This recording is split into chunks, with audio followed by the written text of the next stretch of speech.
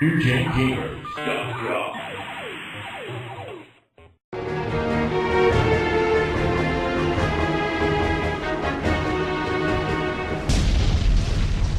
It's unrelenting. Every level of this game is difficult. Now, the cool thing about this remake is you'll notice you have a scrolling background that has two layers. You have your clouds in the background and your hills. I think it's a nostalgia thing too. Even now with Smash Brothers Brawl that was released last week or 2 weeks ago, I can't remember. You know, you have entire levels that are Mario levels that are direct. I mean, the one level that you fight in is a direct port of the first level from the first game, which is really cool. And us Nintendo fanboys are all about the nostalgia aspect of it, and that was the cool part about having this for the Super Nintendo, is it's nostalgic in the sense that you say, hey, we can play these games now. I'll say nostalgia 80 more times. I don't care. I'm just laughing at the level design in this because they mess with you so much. You have to keep... You can't go fluidly the way you did in the earlier... Well, I guess Mario 1, because this came out directly after Super Mario Bros. 1.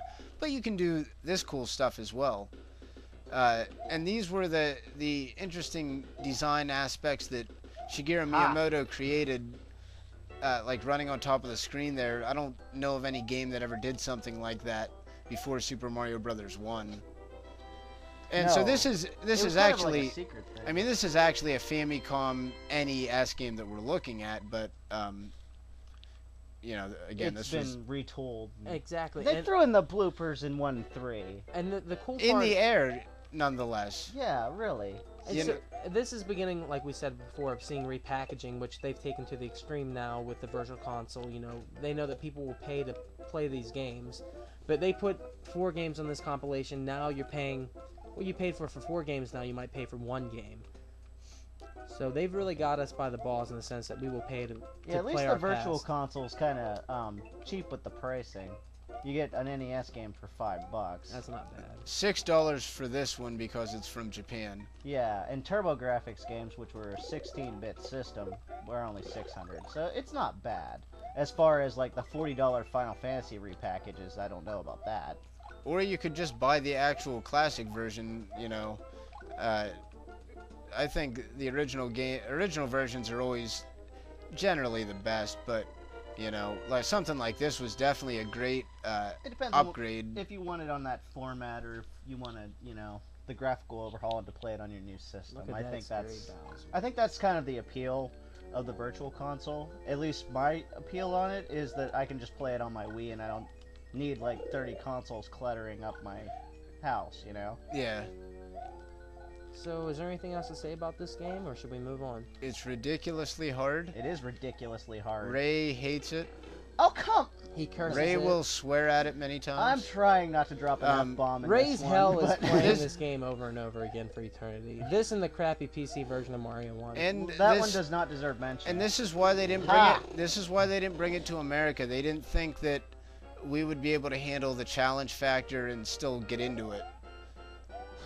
But your princess is in another country. Right or wrong, I don't know about princess. that. They changed it. Our princess, Yeah.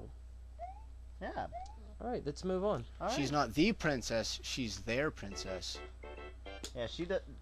We can no longer hold claim to her.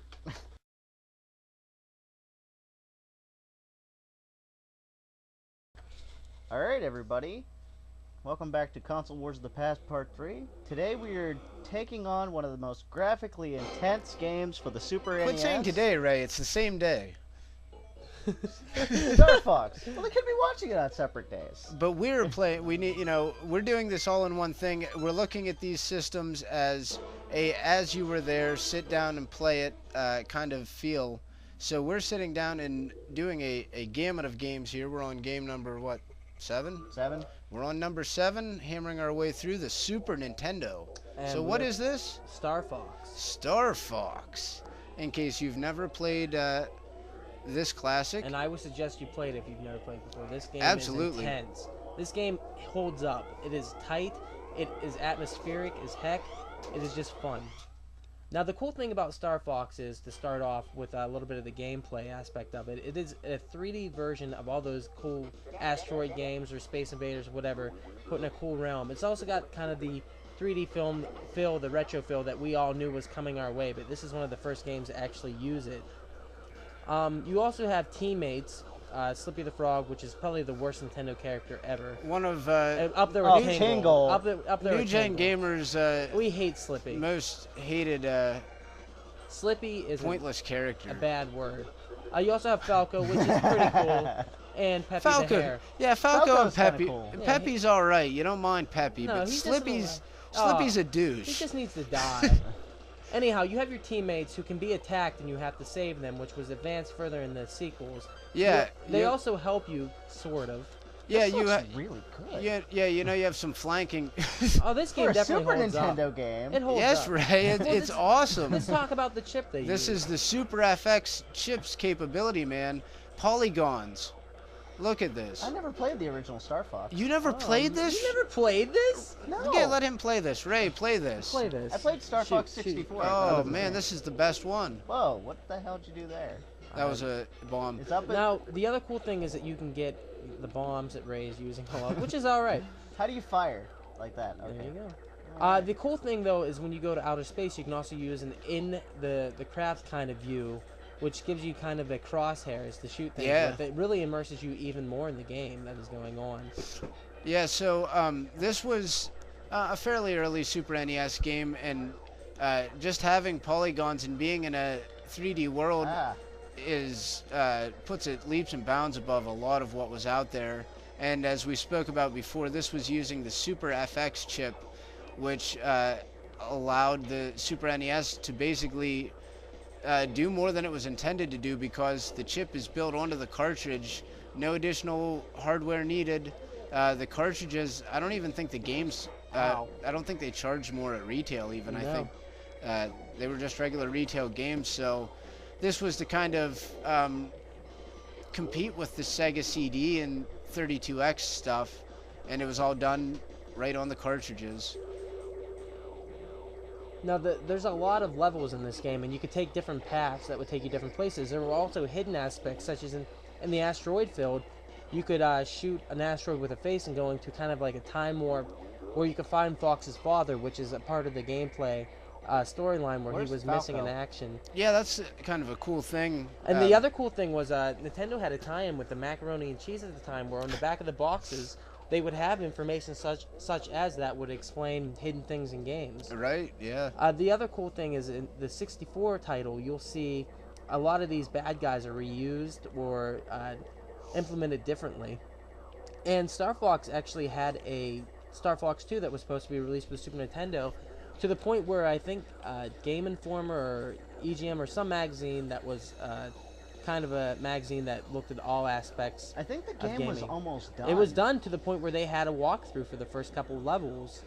And in Star Fox 2, they were going to have things such as Land Rovers, multiplayer action, but they didn't have linear levels. They had kind of 3D arenas where you would fight the bad guys, which you saw in the 64 title whenever you had to guard the large bases.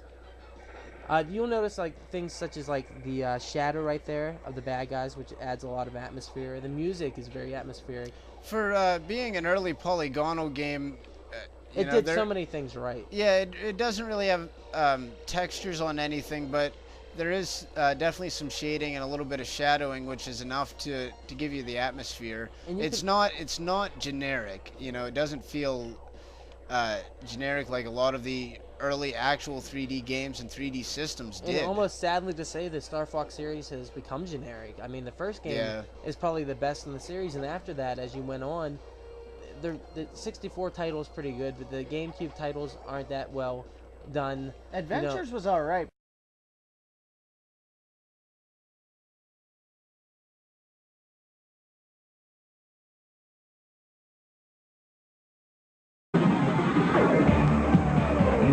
Witnessing a new technology.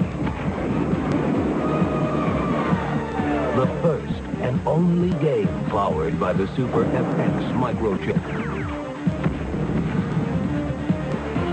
Why go to the next level when you can go light years beyond? You are Fox McCloud in Starbox, only for the Super Nintendo Entertainment System. NewGenGamers.com